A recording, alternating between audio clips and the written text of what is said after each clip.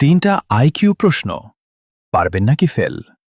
প্রশ্ন ১, কোন জিনিস যত বাড়ে মানুষ তত কম দেখতে পায়?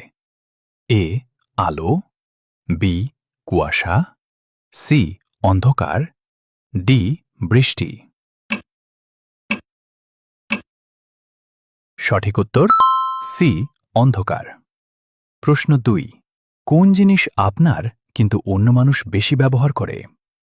এ টাকা, বি মোবাইল, সি নাম, ডি জামা। সঠিক উত্তর সি নাম। প্রশ্ন ৩, কোন জিনিস কাটলে মানুষ কাঁদে? এ পেঁয়াজ, বি কাগজ, সি কাঠ, ডি দড়ি।